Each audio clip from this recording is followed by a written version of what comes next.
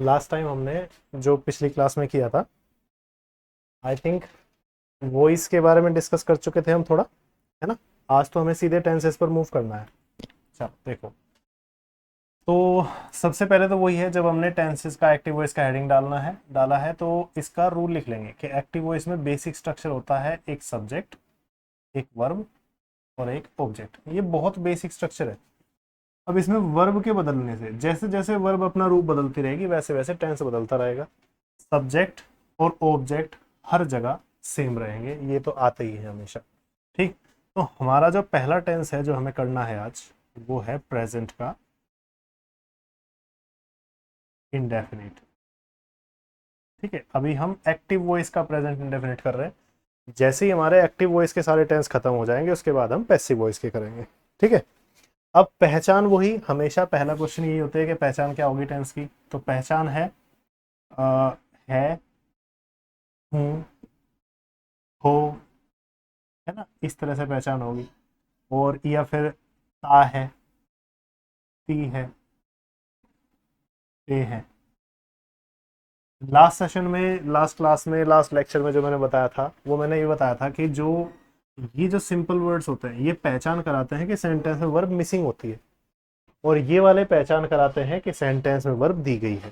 ठीक है, अब इनके एग्जाम्पल लिख देता हूं। जैसे मैं यहां हूं। ठीक है, और एक एग्जाम्पल है, मैं यहां रोज आता हूं, है ना। तो इसमें तुम देखो, जब खाली है वर्ड आया तो यहां पर वर्ब के मिस होने वाली कंडीशन आ रही है। इसमें मैंने बी वर्ब का यूज बताया था, बी वर्ब कैसे कैसे आती है। ठीक, और जहां पर ये ता है ती है आ जाए वहां पर वर्ब जनरली आ जाती है।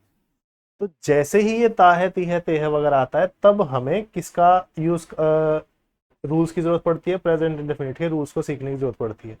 उससे पहले जब तक खाली है वगैरह वर्ड आया है तब तक तो इज आर एन से काम चलाओ, जो कि बी वर्ब का फर्स्ट फॉर्म का रूप होता है। ठीक, तो इस सेंटेंस के लिए आज हम बात करने वाले हैं। बेसिक्स तो मैं समझा चुका हूं बी वर्ब वाले सेंटेंस तो, है ना, कल हो चुके हैं ये तो आज ध्यान रखना है, हर टेंस में तीन ही रूल होते हैं। एक अफर्मेटिव होता है, एक नेगेटिव होता है और एक इंटेरोगेटिव होता है। और कोई रूल इसमें ज्यादा नहीं होते, ना ही एंटर कराने चाहिए। ठीक है, भले ही कोई बुक्स या टीचर्स आपको सजेस्ट करते रहते हैं, बट बेसिक इन तीन को ही समझो।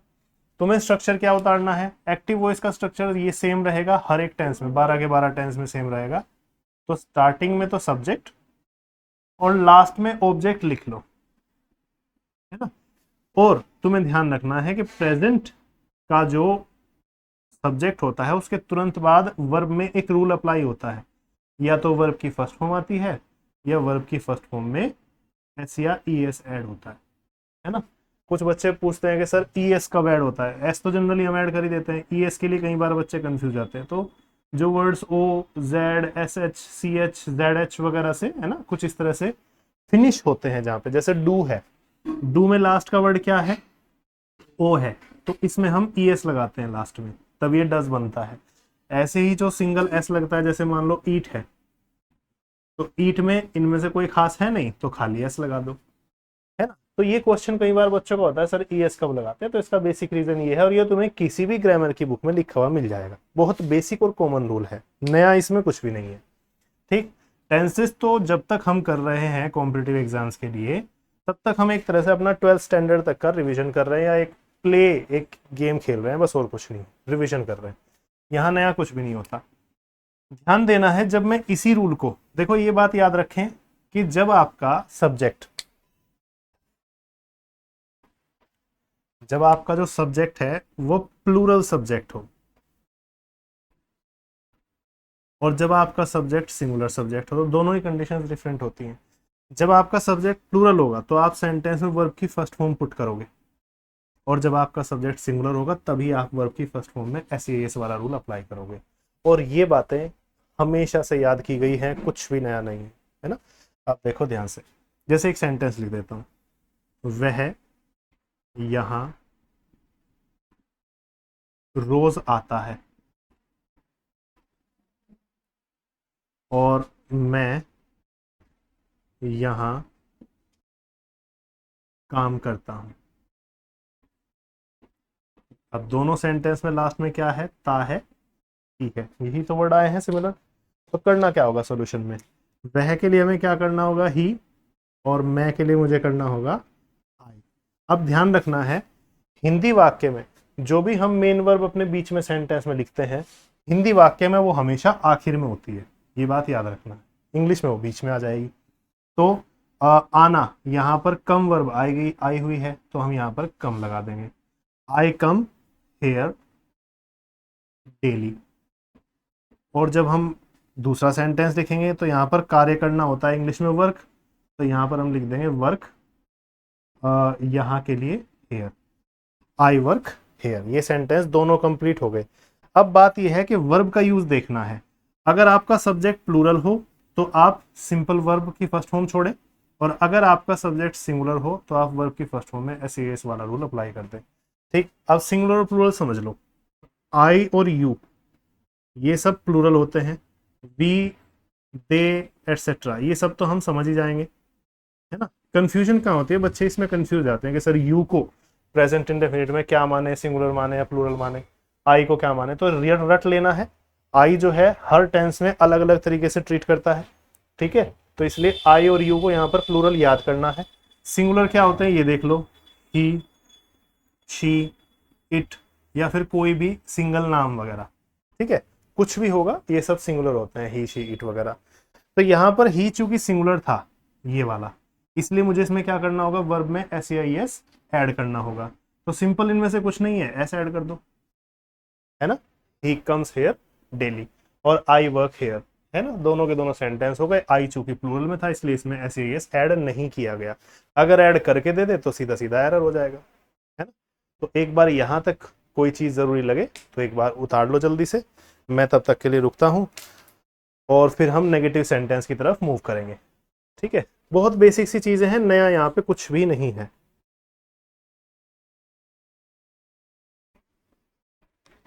करो आराम से।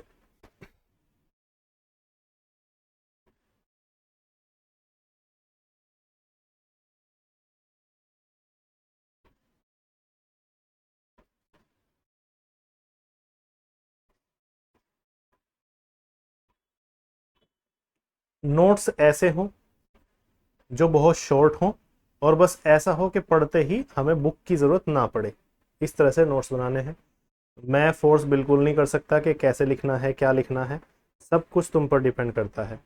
जो जितने अच्छे नोट्स बनाएगा और जितने शार्प माइंड से याद करेगा उतना ही जल्दी कॉम्पिटिटिव एग्जाम्स को क्लियर करेगा। फ़र्क नहीं पड़ता तुम एसएससी के लिए प्रिपेयर कर रहे हो, बैंक के लिए प्रिपेयर कर रहे हो, या यूपीएससी के लिए प्रिपेयर कर रहे हो, बड़ी से बड़ी और छोटी से छोटी जॉब के लिए इंग्लिश बेसिक्स यही है, अगर इंग्लिश तैयार कर रहे हो तो, ठीक है। कोई भी क्वेश्चंस बेझिझक पूछो, बिल्कुल फ्री फील करो कोई भी क्वेश्चन करते हुए, चाहे वो ऑनलाइन देखने वाले बच्चे कमेंट में पूछें, चाहे ऑफलाइन पढ़ने वाले बच्चे साथ में पूछें, क्वेश्चन पूछते हुए झिझकना नहीं है।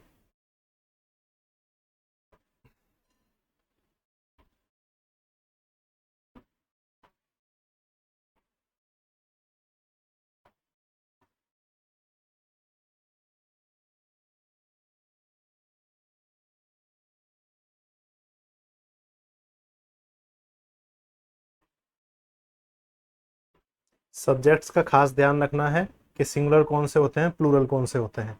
आई और यू के बारे में खास बात याद रखना, आई और यू प्लूरल माने जाएंगे हमेशा।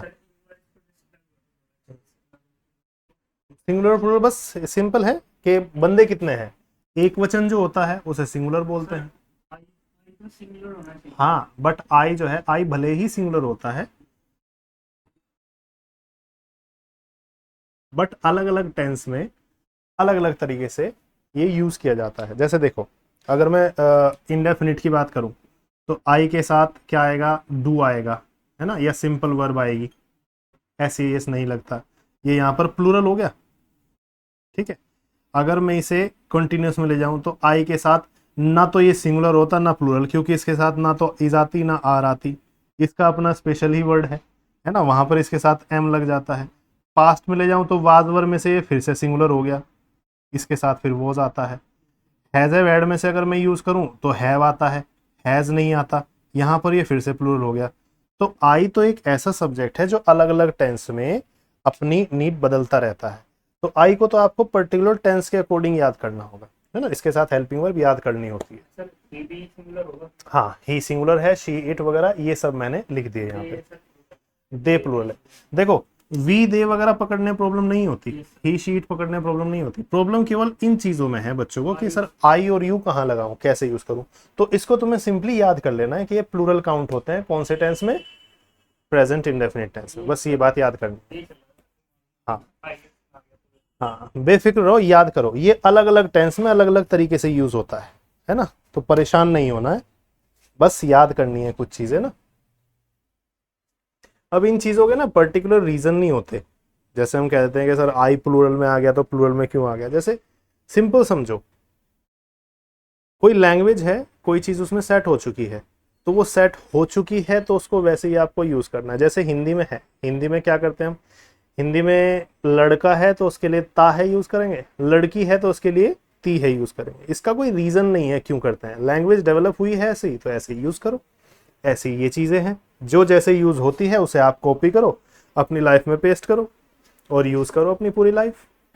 ऐसी चीजें कवर अप हो जाती हैं आराम से। ठीक है, यहां तक कर चुके हैं, फिर आगे बढ़े। मैं ऊपर से इरेज कर रहा हूं थोड़ा सा। अब इसके नेगेटिव की तरफ मूव करेंगे, नेगेटिव सेंटेंसेस समझते हैं।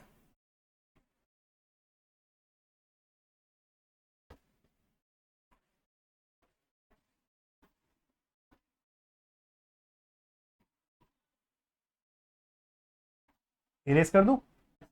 ठीक, ठीक है चलो। अब नेगेटिव की तरफ मैं मूव कर रहा हूं। तो सेंटेंस का जो दूसरा पार्ट होता है किसी भी टेंस का, वो नेगेटिव सेंटेंसेस होता है। ठीक है, हेडिंग डालते हैं और इसको टैकल करते हैं थोड़ा। नेगेटिव सेंटेंसेस,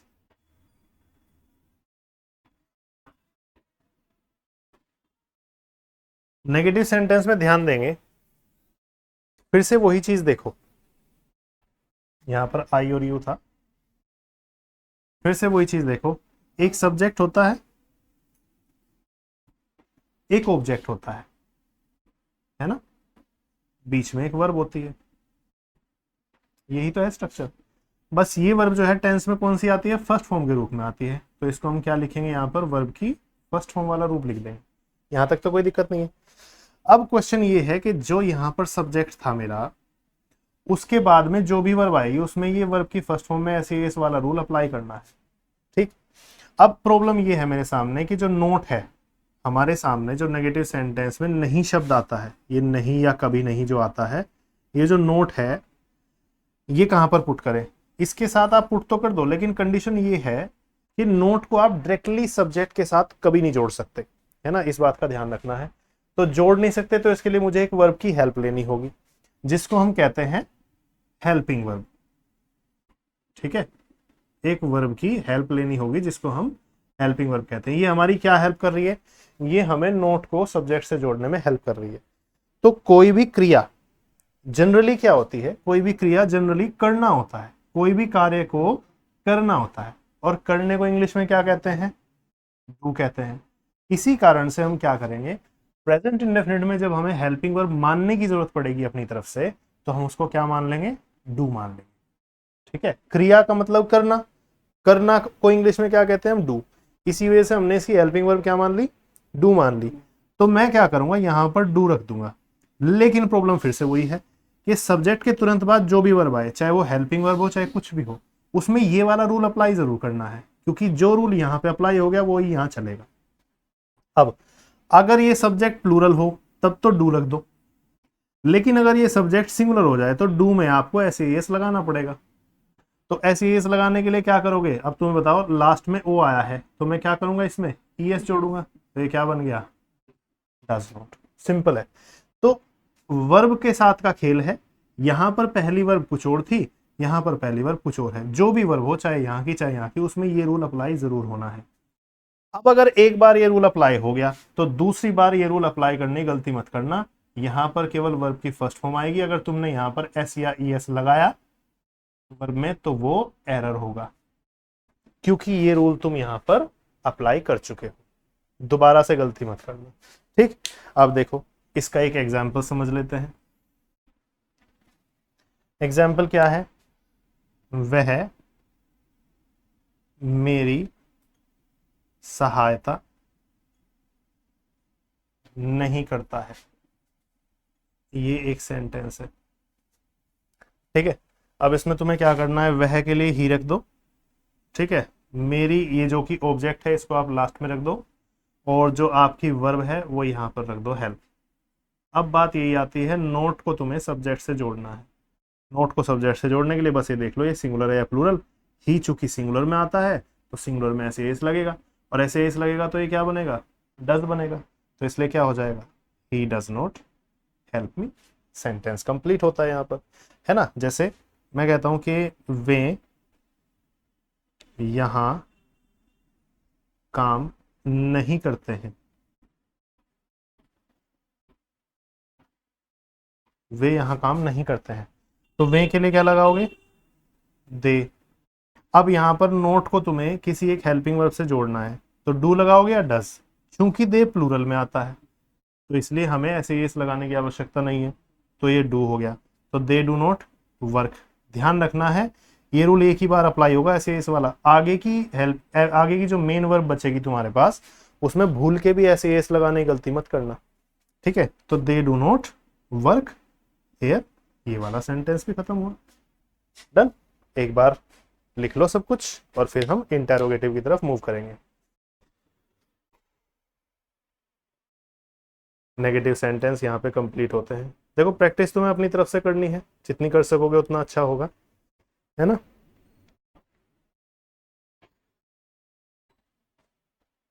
मेरी तरफ से इसमें इतना ही है नेगेटिव में।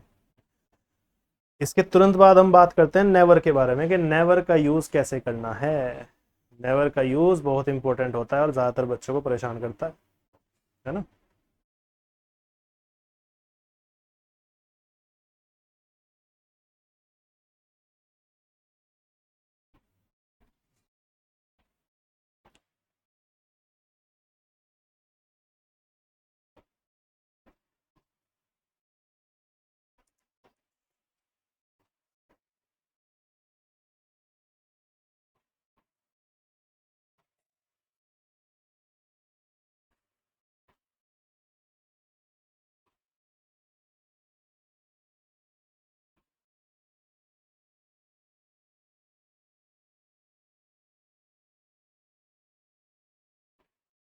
हो गया, चलो इरेज कर दो इसको, फिर आगे मूव करते हैं। अब नेवर के बारे में बातें समझते हैं। नेवर क्या काम करता है। ये टेंसेस भले ही जब हम स्पीकिंग करते हैं या राइटिंग करते हैं वहां पर इतने हमें क्योंकि कुछ लोग कहते हैं कई बार कि जैसे स्पीकिंग करते हैं कुछ लोग तो क्या कहेंगे कि भाई आपको ग्रामर की बहुत ज़रूरत है, टेंसेस की बहुत ज़रूरत है जब आप स्पीकिंग करते हो। कुछ लोग कहते हैं कि ग्रामर की तो बिल्कुल भी ज़रूरत नहीं है, ना टेंसेस वगैरह सीखने की ज़रूरत है जब हम स्पीकिंग करते हैं, क्योंकि हिंदी सीखते हुए या कोई और लैंग्वेज सीखते हुए हमने कहाँ टेंसेस वगैरह पे ध्यान दिया है, लैंग्वेज आ गई। तो दोनों ही बातें अपनी अपनी जगह है। जो मदर टंग है वो आपने बहुत सालों की प्रैक्टिस के बाद सीखी है, और ये अदर लैंग्वेज है, किसी दूसरे नेटिव की है ना, किसी दूसरे नेशन की है। तो इसको सीखने के लिए आपको थोड़ी सी हेल्प चाहिए होती है बेसिक रूल्स की, और उसके बाद जब ये एक बार टंग पर आ जाए सारे रूल तब इन्हें पढ़ने की कोई जरूरत नहीं, लेकिन स्टार्टिंग में हल्का फुल्का कर लेना चाहिए, है ना। अब नेवर के बारे में बातें करते हैं थोड़ी सी।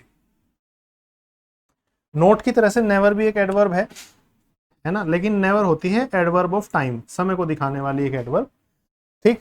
इसके साथ एक रूल होता है कि ये हमेशा मेन वर्ब से पहले जगह मांगती है, बस इसके साथ इतना ही रूल है। नेवर जब भी किसी सेंटेंस में आए तो इसके साथ में मेन वर्ब की आवश्यकता होती है तुरंत बाद में, ठीक है, ये याद रखना है। लेकिन इसके साथ ऐसी कोई नीड नहीं है कि इसे हेल्पिंग वर्ब भी चाहिए सब्जेक्ट के साथ जोड़ने के लिए, इसको डायरेक्टली आप सब्जेक्ट के साथ जोड़ सकते हो, इसके साथ कोई टेंशन नहीं है। नोट जब भी सेंटेंस में लगाओ तो याद रखना है, रट लेना है कि एक हेल्पिंग वर्ब जरूर चाहिए होगी। लेकिन नेवर के साथ ऐसी कोई नेसेसिटी नहीं है, इसलिए तुम क्या करोगे, नेवर से तुरंत पहले सब्जेक्ट जोड़ सकते हो। अब नेवर से तुरंत पहले सब्जेक्ट जोड़ सकते हो तो हम डू डज लगाने की मेहनत क्यों करें। इसीलिए हम क्या करेंगे, एक बात समझो, अगर मैं यहां से थोड़ी सी चीज क्लियर करूं, मुझे पता लग गया कि नेवर के साथ कोई हेल्पिंग वर्ब चाहिए ही नहीं। अगर मैं कुछ ऐसा कर दूं कि जो मेरा अफर्मेटिव वाला रूल था, अगर मैं इसमें मेन वर्ब से पहले, ये मेरी मेन वर्ब है, इससे पहले अगर मैं नेवर ऐड कर दूं, तो देखना मेरी ये कंडीशन सेटिस्फाई हो गई क्या।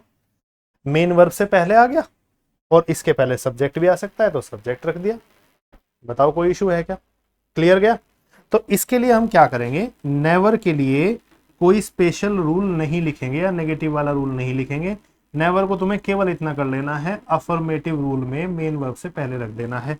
अगर कोई रूल लिखना ही चाहता है तो नेवर के लिए क्या लिखोगे, कुछ ऐसे लिखना, ये नेवर का हेडिंग डाल करके सब्जेक्ट लिख दिया, फिर नेवर लिख दिया, उसके बाद हमारी वर्ब की फर्स्ट फॉर्म थी, या वर्ब की फर्स्ट फॉर्म में एस या ई एस ये था, और फिर उसके बाद ऑब्जेक्ट। ये आपका रूल हो जाएगा। और ओवरऑल आप एक नॉर्मल सी बात भी याद कर सकते हो कि नेवर के साथ इस टेंस में, खासकर इस पर्टिकुलर टेंस में, अफर्मेटिव का रूल का प्रयोग करते हैं। बस इतनी सी बात अगर याद रह गई तो कोई दिक्कत नहीं है। अफर्मेटिव रूल याद करो और उसमें जहां भी मेन वर्ब है उससे पहले नेवर पुट कर दो। इतनी सी कंडीशन नेवर की है। जैसे मैं एक सेंटेंस फिर से लिखता हूं, सेंटेंस के थ्रू ही समझेंगे। लास्ट वाले दोनों ही सेंटेंस हम लिखते हैं, एक बार बोलना क्या क्या सेंटेंसेस थे।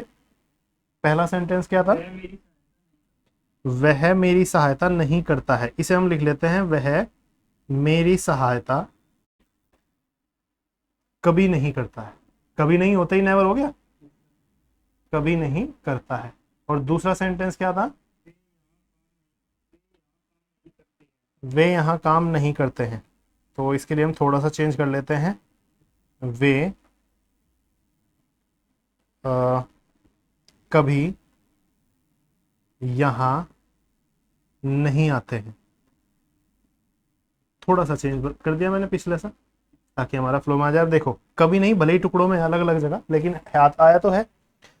अब जब इसे हम ट्रांसलेट करेंगे इंग्लिश में तो ध्यान क्या देना है, ध्यान इस बात पे देना है कि इसको ऐसे इमेजिन करो जैसे सेंटेंस में है ही नहीं। इसको ऐसे इमेजिन करो, जब भी तुम इसे नेवर वाला सेंटेंस प्रेजेंट इंडेफिनिट का बनाओगे तो क्या करोगे, वह मेरी सहायता करता है, सिंपल अफर्मेटिव बनाओ, ही हेल्प्स मी। ठीक है, ये बना दिया। और दूसरा सेंटेंस क्या है, वे, अब इसे छोड़ दो थोड़ी देर के लिए, कभी नहीं को, वे यहां आते हैं तो दे कम हियर। सेंटेंस हो गया। अब तुम्हें इसमें सिर्फ इतना काम करना है कि जहां भी तुम्हारी मेन वर्ब है, ये नेवर कहां पे लगेगा, मेन वर्ब से पहले। बस अगर इतनी बात याद है तो यहां पर हेल्प से पहले नेवर आ जाएगा, सेंटेंस कंप्लीट हो गया। यहां पर कम से पहले नेवर आ जाएगा, सेंटेंस कंप्लीट हो गया। ये बात हमेशा याद रखनी है कि सेंटेंस में जो भी पहली वर्ब होगी उसमें ये वाला रूल अप्लाई जरूर होगा। तो सेंटेंस में नेवर वाले में देखो सबसे पहली वर्ब कौन सी है, यही है, तो इसमें अप्लाई हो गया। सेंटेंस में नेवर के साथ पहली वर्ब कौन सी है, ये है, तो इसमें अप्लाई हो गया। नेगेटिव में क्या था, नेगेटिव में पहली वर्ब हमारी डू होती थी तो हम इसमें अप्लाई करते थे। तो सब्जेक्ट के तुरंत बाद में जो भी सबसे पहली वर्ब होगी उसी में ये रूल अप्लाई करना है। तो नेवर के तुरंत बाद एस लग सकता है, उसमें कोई दिक्कत नहीं है। ये नेवर वाला सेंटेंस कंप्लीट हुआ। करो इसे, बताओ क्या मुश्किल है नेवर में, क्लियर है ना, बता लो। और प्रैक्टिस तुम्हें घर से करनी है, जिम्मेदारी तुम्हारी है प्रैक्टिस की, मैं केवल वो चीजें बताऊंगा जो परेशान करती हैं प्रिपेयर करते हुए।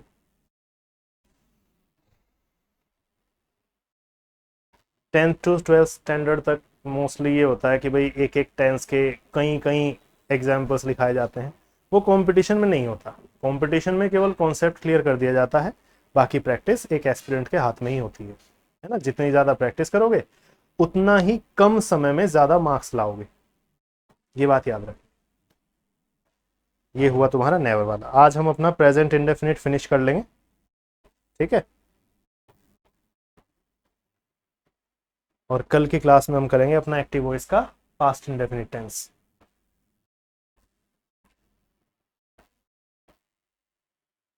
करो आराम से।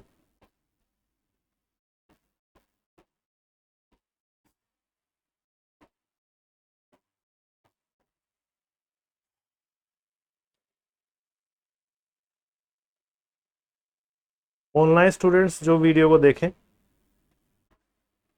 वो बेझिझक कमेंट में अपने क्वेश्चंस पूछे। किसी भी कॉम्पिटिटिव एग्जाम से रिलेटेड कोई भी जानकारी चाहिए हो तो कमेंट में पूछा करो, वही चीज़ों की तुम्हें वीडियोस मिल जाएंगी। और जो बच्चे कंप्लीट कोर्स परचेज करना चाहते हैं वो हमारी ऐप पर पढ़े, ठीक है, उसके लिए डिटेल्स मिल जाएंगी आपको सबको।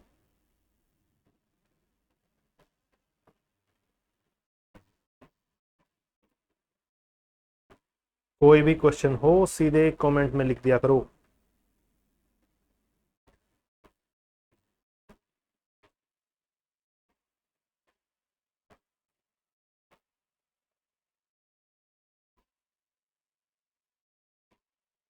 हो गया, चलो अब हम इंटेरोगेटिव्स की तरफ मूव करते हैं। अफर्मेटिव नेगेटिव हो चुका है, अब हम इंटेरोगेटिव की तरफ मूव करते हैं। देखो इंटेरोगेटिव सेंटेंसेस दो होते हैं, एक तो ऐसे जो क्या से शुरू होते हैं, और एक ऐसे जिसमें यही क्या या फिर कोई और क्वेश्चन वर्ड सेंटेंस के मिड में आता है। ये बात समझनी है, ध्यान से देखना। सेंटेंस क्या बनेगा, या तो सेंटेंस क्या से शुरू होगा, ठीक है, आगे बढ़ जाएगा, या फिर सेंटेंस पहले से चल रहा होगा और बीच में कहीं क्या, क्यों, कैसे, कब, कहां, ये कंडीशंस बनेगी और फिर सेंटेंस आगे मूव कर जाएगा। इन दो के अलावा कोई इंटेरोगेटिव सेंटेंस नहीं होता। याद क्या रखना है, जब भी क्या से सेंटेंस शुरू हो तो आपको सेंटेंस हेल्पिंग वर्ब से शुरू करना है, उस टेंस की जो भी हेल्पिंग वर्ब रही, ठीक है, और फिर सेंटेंस आगे मूव कर जाएगा। और जब भी ये क्वेश्चन वर्ड शुरू में ना आकर के बीच में आए तो तुम्हें ऐसे केस में क्या करना है, हेल्पिंग वर्ब जो थी उस टेंस की वो तो रहेगी ही रहेगी, लेकिन वो क्वेश्चन वर्ड जो तुमने लिखा था वो उस हेल्पिंग वर्ब से पहले आ जाएगा। बस यही डिफरेंस हो जाता है और सेंटेंस आगे मूव कर जाता है, ठीक है। इन दो के अलावा कोई और इंटेरोगेटिव सेंटेंसेस नहीं होते, ठीक। अब देखो इस चीज को समझो, रूल के थ्रू लिख लेते हैं। हमने 10th और 12th स्टैंडर्ड तक ये चीजें खूब पढ़ी हैं, ठीक है। ग्रेजुएशन में आने के बाद तो ये बेसिक्स छूट जाते हैं, लेकिन इस स्टैंडर्ड तक हमें ये बात क्लियर बताई गई है कि जब भी इंटेरोगेटिव सेंटेंस आए तो इस डू या डज को सब्जेक्ट से पहले उठा लो। यही तो बात बताई गई है, जो भी हेल्पिंग वर्ब है सेंटेंस उसे सब्जेक्ट से पहले उठा लेना है। तो हमारा इंटेरोगेटिव का रूल क्या बनेगा, मैं यहीं से लिख देता हूँ इस अफर्मेटिव की जगह पे। हमने क्या किया है इस बार, इंटेरोगेटिव्स हम कर रहे हैं और इंटेरोगेटिव्स में हमने क्या किया है, डू या डज को हमने सब्जेक्ट से पहले उठाया। इसके बाद क्या आएगा, सब्जेक्ट आएगा, सब्जेक्ट के तुरंत बाद क्या आएगा, ये चीज नोट आएगा। अच्छा यहीं पर नेवर भी लिख लो, ठीक है। अगर ये सेंटेंस में आया है तब ये लगा सकते हैं, नहीं आया तो सब्जेक्ट के तुरंत बाद क्या लगाओगे, वर्ब की फर्स्ट फॉर्म। ये बात याद रखना है।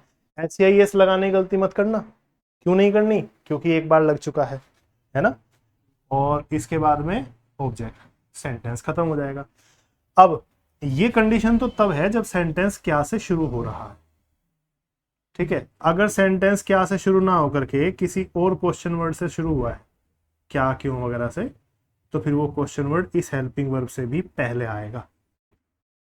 क्या समझ आया, क्या से शुरू हुआ तो डू डस से शुरू होगा, और अगर यही क्या, क्यों, कैसे वगैरह बीच में आ गए तो डू डस तो रहेगा ही रहेगा, वो क्वेश्चन वर्ड भी पहले आ जाएगा, ठीक। अब इनको एग्जाम्पल्स के थ्रू समझते हैं। ये चीज इरेज कर दूं यहां से, ठीक है, इसे उतार लो, एक बार इंटेरोगेटिव रूल को लिख लो। यही दो होती हैं कंडीशन इंटेरोगेटिव की, और कोई कंडीशन नहीं होती। अच्छा एक चीज नोटिस की होगी कि मैंने नेवर से पहले डूडस को मना किया था यूज करने को, लेकिन इंटेरोगेटिव में लगा दिया। इसका कारण क्या है, इसका बेसिक सा कारण है कि यहां पर इंटेरोगेटिव सेंटेंस में डूडस जो है वो नेवर की नीड नहीं है, वो किसकी नीड है, इंटेरोगेटिव की।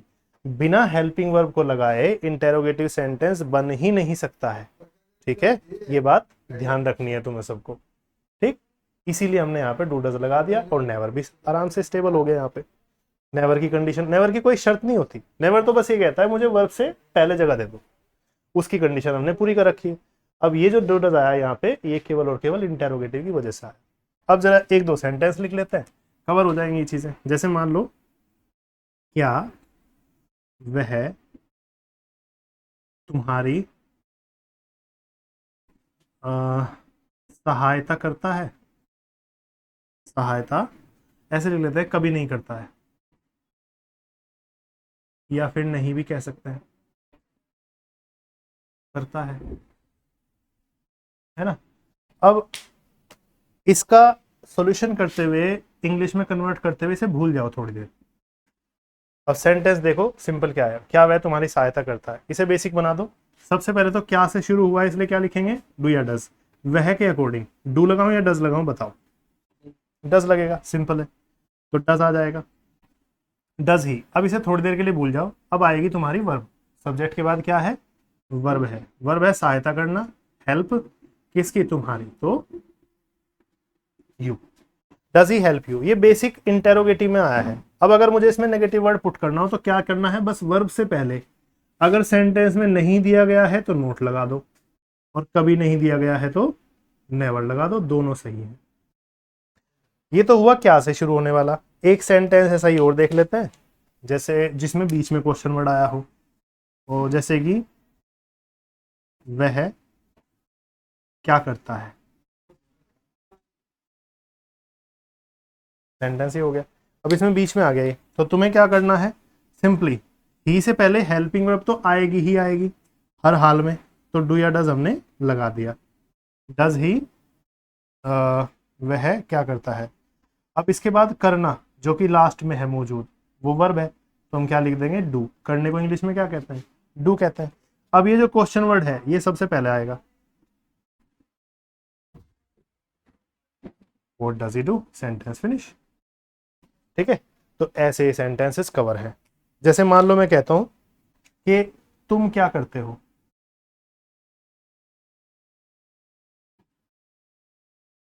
तुम क्या करते हो में तुम्हें क्या करना है, यू के अकॉर्डिंग पहले हेल्पिंग वर्ब आएगी, क्या आएगा, डू या डज, डू आएगा, क्योंकि यू प्लूरल होता है। ठीक है, डू यू। अच्छा लास्ट में वर्ब होती है, वो तुम्हें सब्जेक्ट के बाद रखनी है ये वाली, तो डू यू डू हो गया। अब क्वेश्चन वर्ड सबसे पहले, तो क्या आ गया, what do you do, sentence finish. ठीक है, तो इसी के साथ हमारा प्रेजेंट इंडेफिनिट टेंस भी फिनिश होता है। ठीक है, और कोई क्वेरी हो तो अपना सीधा सीधा पूछो। ठीक है, आज के लिए क्लास में इतना ही रखते हैं। ऑनलाइन जो स्टूडेंट्स कर रहे हैं वीडियो को पोस्ट करके सारा मटेरियल राइट डाउन कर सकते हैं, और आगे अगला टेंस कल के सेशन में। ठीक है, चलिए।